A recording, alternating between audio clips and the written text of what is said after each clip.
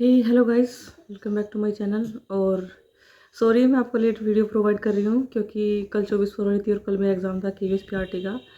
और ये वीडियो जो है आप लोगों के लिए इसलिए बनाई जा रही है क्योंकि मैं आपको कोशिश करूँगी कि 100 क्वेश्चन डिट्टो बता सकूँ, क्योंकि मेरे क्वेश्चन मोस्टली याद है।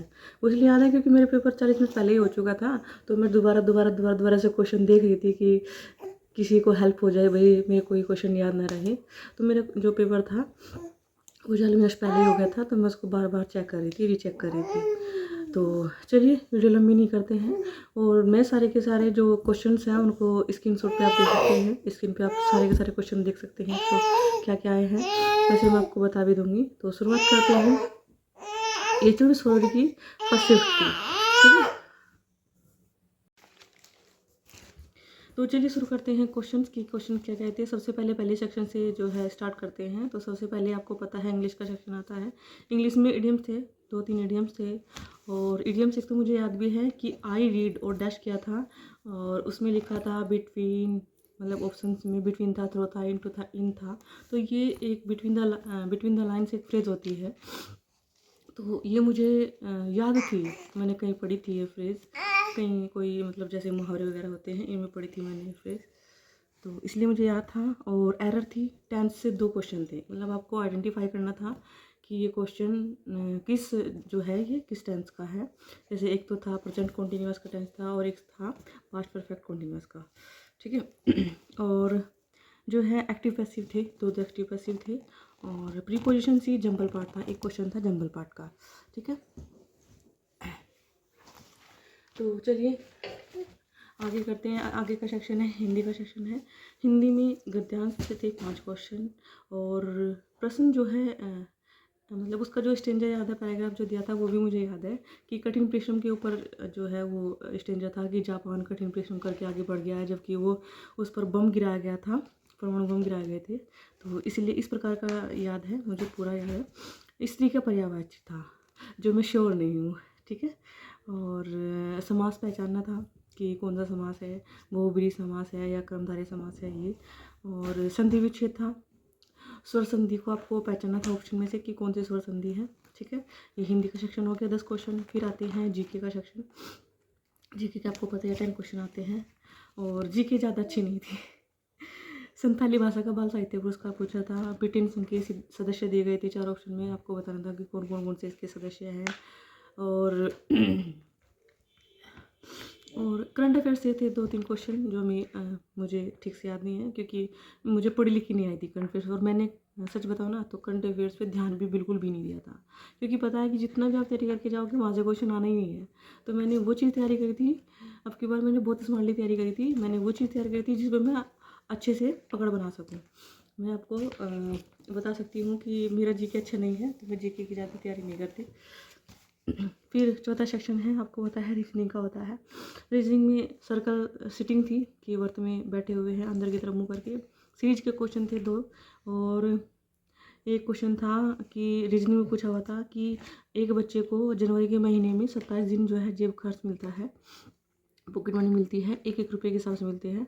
और वो दुकानदार जो है अगर उसे 3 रैपर वापस कर देता है तो उसे 1 टॉफ़ी फ्री मिल जाती है। तो बताइए कि उसने 1 महीने में कितनी टॉफ़ी जो है वो खाई है। ओके, फिर कंप्यूटर पे आते हैं। तो कंप्यूटर के 5 क्वेश्चन थे, आपको पता ही है।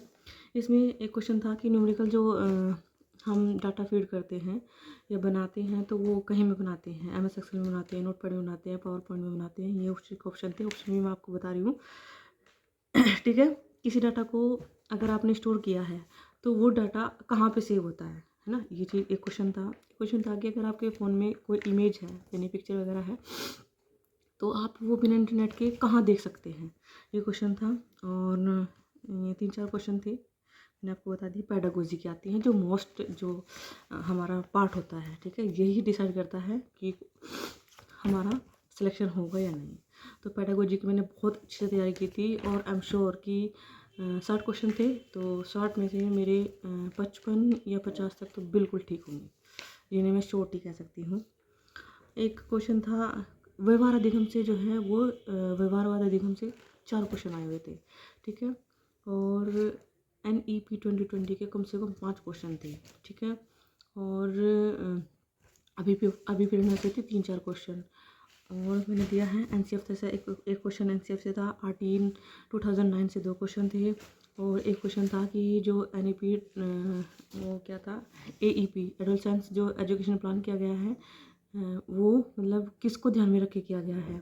किशोरावस्था पे कम से कम 5-6 क्वेश्चन थे कि किशोरावस्था की जो किशोरावस्था में जो कठिनाइयाँ आती हैं वो बच्चे कैसे डील करते हैं, उनको कैसे ध्यान में रखा जाए। ठीक है, इस क्वेश्चन थे।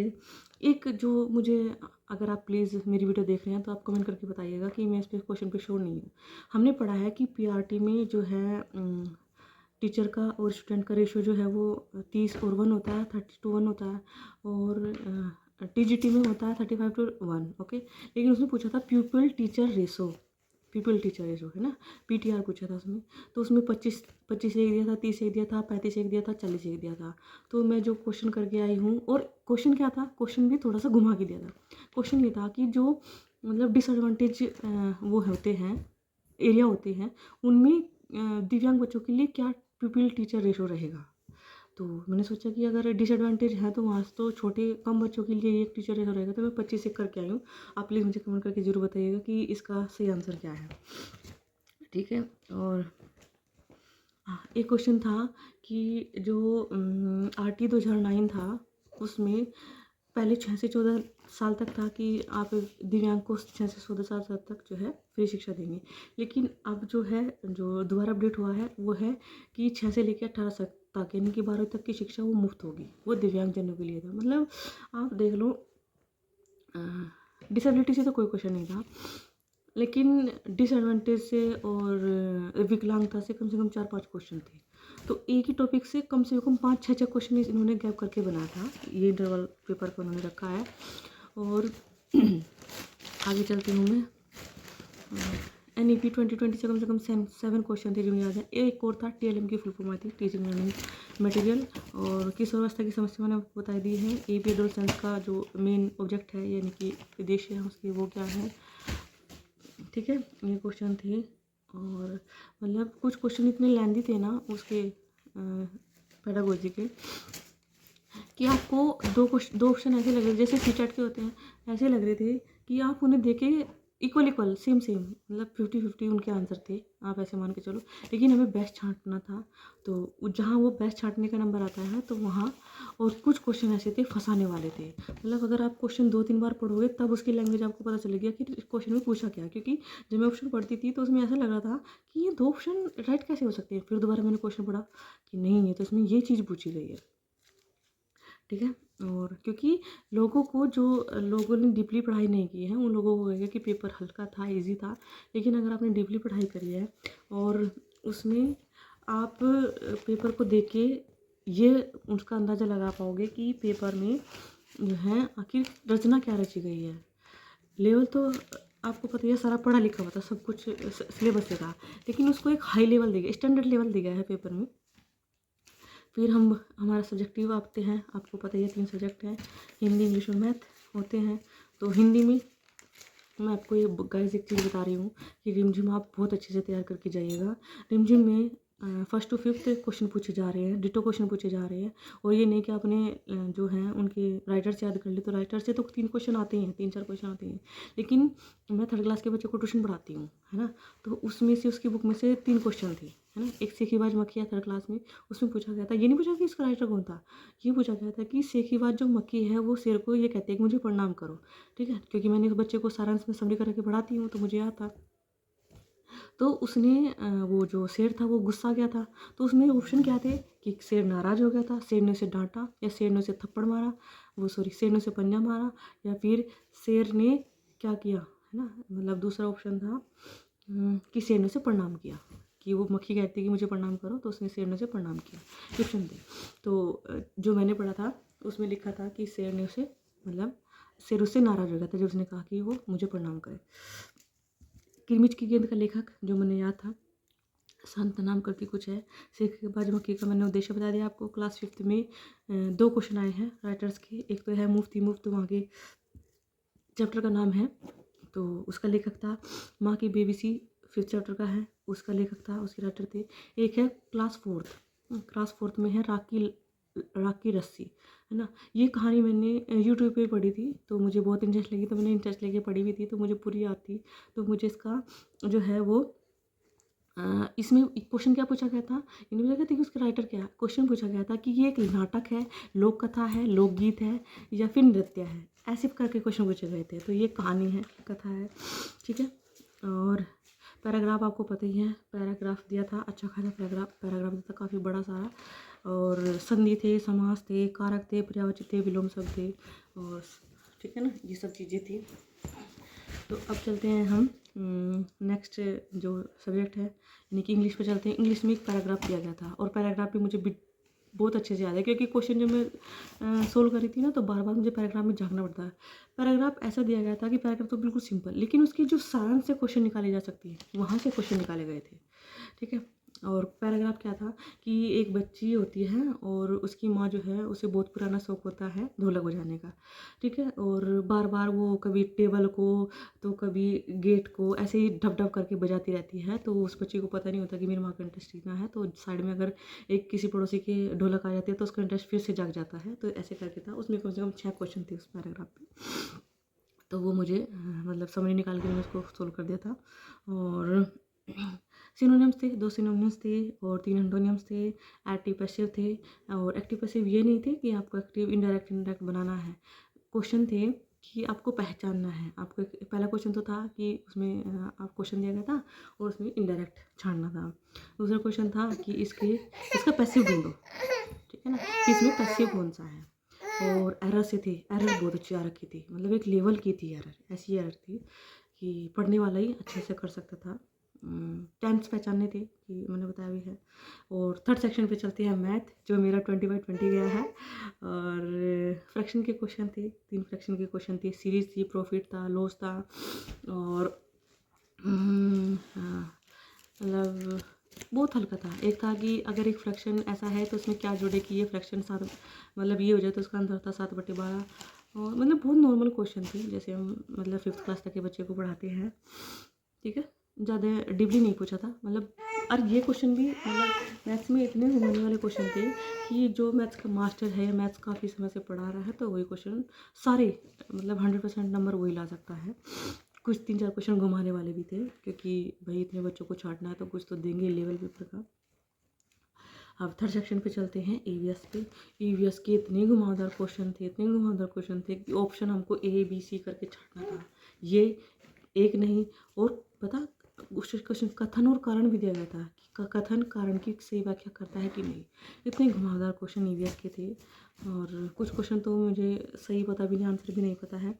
एक हाँ एक क्वेश्चन था कि कर्नाटक के बीज जो है मिट्टी में उगाने हैं, और वो मिट्टी जो है जो अंदर मिट्टी के अंदर हम उगाते हैं, तो वो मिट्टी उसको मतलब पोषण प्रदान करती है, या जो है वो पानी पहुंचाती है, या कीड़ों से बचाती है, ऐसे करके कुछ क्वेश्चन था। और एक, अगर आप कर्नाटक के सिलीवा गांव में रहते हैं तो वहाँ पे आपको कुछ फसल उगानी है, उसका बीज बोना है, तो आप किस चीज़ का प्रयोग करेंगे, खूंटी का, खुरपी का और कैकेनिका का। 2 ऑप्शन ऐसे भी थे जो कर्नाटक से पिछले जो थे, उसमें श्योर नहीं हूँ मैं कि क्या आंसर सही होगा उसका। और पहाड़ी क्षेत्रों में घर कैसे बनाए जाते हैं, वो मतलब उसके ऑप्शन थे कि जानवरों से बचाने के लिए, और मतलब ऐसे करके कुछ ऑप्शन थे उसके। एक क्वेश्चन था जो मतलब मैं टेक्निकल सोच के अच्छा करके आई हूँ, अबू धाबी में किस तरह के पेड़ पाए जाते हैं। तो अबू धाबी रेतीला होता है, आपको पता है। तो उसमें रेतीली में उसमें ऑप्शन थे ओक, खजूर और नारियल, ऐसे क्वेश्चन थे। तो पहले तो मैंने उस पर ऑप्शन लगा दिया ओक, क्योंकि कहीं पढ़ा था लग रहा था, पर ये अबू धाबी का मैंने पढ़ा नहीं था। तो फिर मैंने सोचा रेतीला में ओक कहाँ से होगा। तो फिर मैंने दोबारा सोचा, उसको दोबारा जब मैं रीचेक करी थी ना, पेपर रीचेक करने के कई क्वेश्चन मैंने गलती करके ठीक किए हैं। तो उसका जो सही ऑप्शन था वो खजूर था। और मैंने रात आके चेक भी किया था कि जो अबू धाबी में कौन सा पेड़ सबसे ज़्यादा उगाया जाता है, तो वहाँ का जो फेमस है वो खजूर होता है। तो वो मुझे अच्छा लगा कि मैंने क्वेश्चन एक दोबारा रीचेक करने के लिए सही कर दिया है। और उष्णकटिबंधीय क्षेत्रों की विशेषता क्या है, ये पूछा है। वहाँ पे मध्यम तापमान होता है, या वर्षा ज़्यादा होती है, शुष्क और गर्म होता है, आर्द्र और नम होता है, ऐसे क्वेश्चन ऑप्शन दिए गए थे। और ऑप्शन मतलब 20 क्वेश्चन काफ़ी दे रखे थे उन्होंने, लेवल के स्टैंडर्ड लेवल के क्वेश्चन दे रखे थे। तो आई होप यू गाइस कि आपको 28 तक है पेपर और आपको ये चीज़ मेरे बताए द्वारा क्वेश्चन आपको अच्छा हेल्प मिलेगी, कुछ तो हेल्प मिलेगी, क्योंकि मैंने भी पहली लास्ट वीडियोस देखी थी, उनसे बहुत हेल्प मिली है। क्योंकि जब मुझे पता चला कि इंडियन से क्वेश्चन आ रहा है तो मैंने फर्स्ट टू फिफ्थ ऑनलाइन, क्योंकि एनसीईआरटी ऐसे तो मैं फर्स्ट टू फिफ्थ मैंने सारी की सारी एक दिन पहले ही सारी राइटर्स बकायदा अपने शॉर्ट नोट्स में, जो हम जहाँ मैं बनाती हूँ वहाँ पे शॉर्ट नोट्स में सबके राइटर्स और ट्रिक्स याद करे थे। क्योंकि पार्ट का नाम राइटर ऐसे याद नहीं रहेगा, आप कन्फ्यूज हो जाओगे। मैंने ट्रिक्स याद करे थे और आप भी जीके को ट्रिक्स से याद करिए। तो चलिए, नमस्कार, और उम्मीद करती हूँ कि आपको कहीं ना कहीं कुछ ना कुछ हेल्प होगी। और आप किसी की वीडियो पे ऐसे मत जाइए कि समरी कर लीजिए तो उसका हो जाएगा। वहाँ पे क्वेश्चन ने डीपली आ रहे हैं कि नाटक है, लोक कथा है, गीत है, कविता है, क्या है, और राइटर्स तो आ ही रहे हैं। और दूसरी बात है कि बीच में कहानी से क्वेश्चन आ रहे हैं कि उसने किरदार में क्या कहा था। ठीक है, तो आप अपनी पढ़ाई थोड़ा मन लगा कर थोड़ा डीपली कीजिए तो अच्छा रहेगा। बार बार किसी की ऐसे कि समरी मैं बना के वीडियो डाल रहा हूँ तो वहाँ से समरी पढ़ लीजिए, आपका क्रैक हो जाएगा। तो ये सब कुछ नहीं है, सेल्फ स्टडी से सब कुछ हो जाता है। तो चलिए, गुड नाइट।